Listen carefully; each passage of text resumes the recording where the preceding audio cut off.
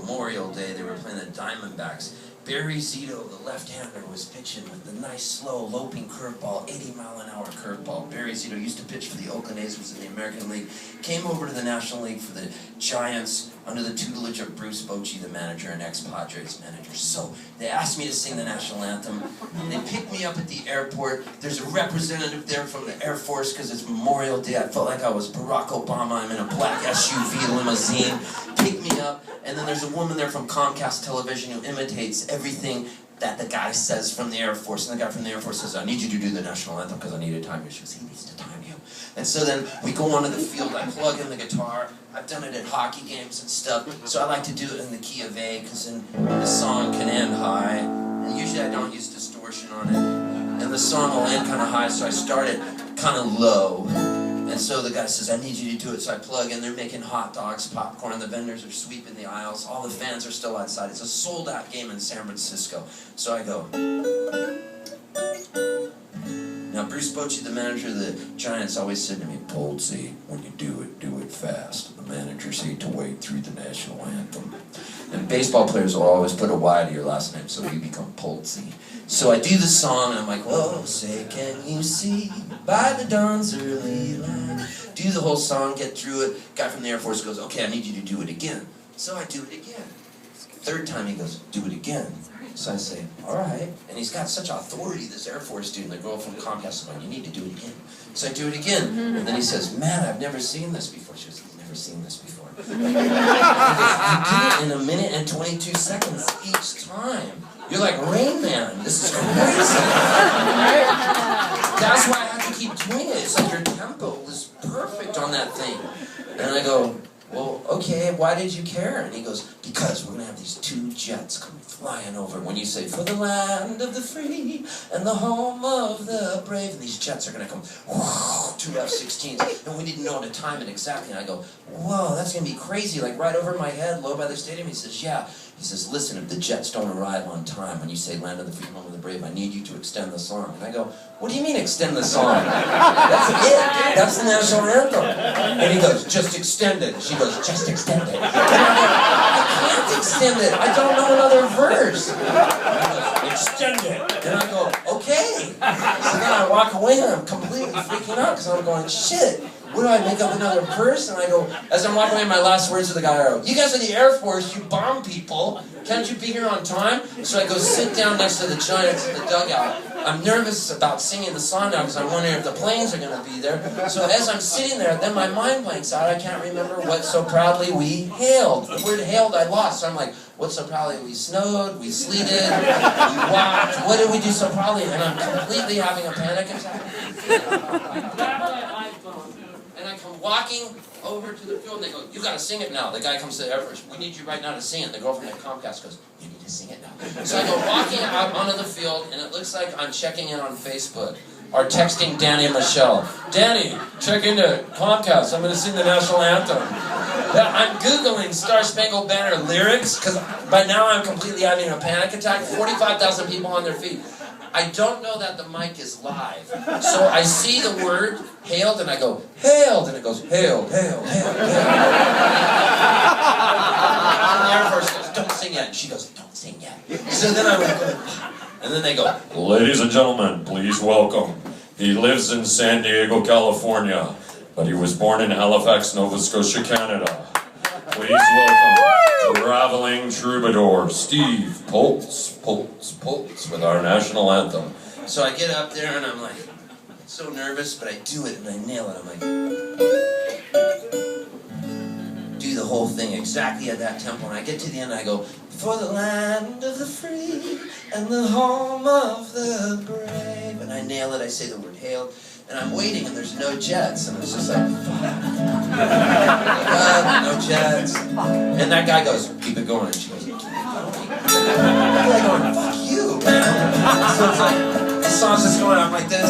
And there's no jets. They're so late. The Air Force is so late. So now I go, well, I'll do the finger picking part again. So I go,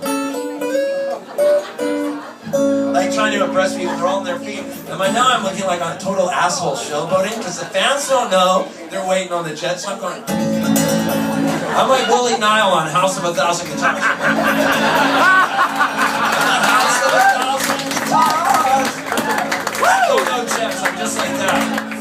I just go. Yeah, baby! Yeah! Jets are like,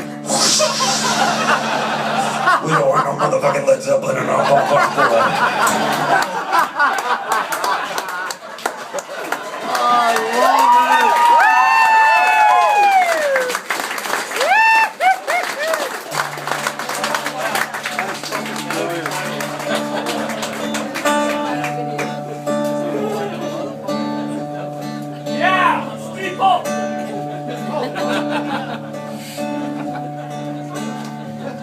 Here's a song I made up when I was on a flight leaving Halifax, looking down at the beautiful city. The windows of Halifax were shuttered and closed down. It was almost Christmas Eve. It's quiet on the town. There was snow on the streets. Everyone was inside. I looked at my tree. I slowly cried. Well, I drove in my car. It was like I was on the moon. I thought of a warmer place in the middle of June. Sometimes it's so snow, it makes me so mad. And sometimes for no reason, I just feel kinda sad. Oh, the windows of Halifax tonight. Well, the first window says to the second window, how come you never open up? And the second window says, I had my heart broke once, so now I just stay closed shut. First window says, maybe you could see some kind of counselor or something. Maybe a window washer could help you see things more clearly. So I think you're pretty attractive. But you always have your shade pulled down, and the sun can never come in.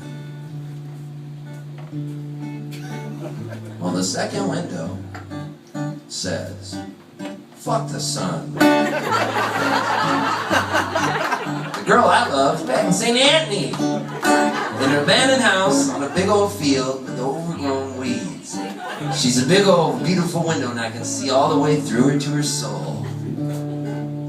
Back in St. Anthony, I was imported from St. John's. I love Newfoundland. Well, the fellow that lives here now, in Halifax, he studies chemistry at Dalhousie University. Well, truthfully, he flunked out. But he's still a chemist.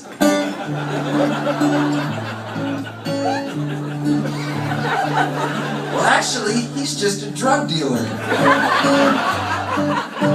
And we got people coming in and out of the house all night long. But I never have anybody to talk to. Just bottle caps and cigarette butts being flicked my way.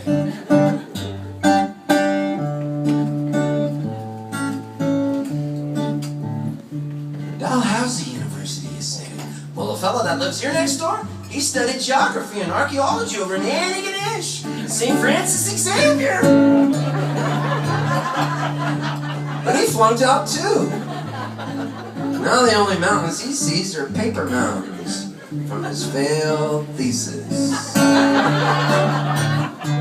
Yeah, he's got some tinfoil trees and a cardboard river and an ugly, ugly paper mountain he made from the drug dealer's trash outside.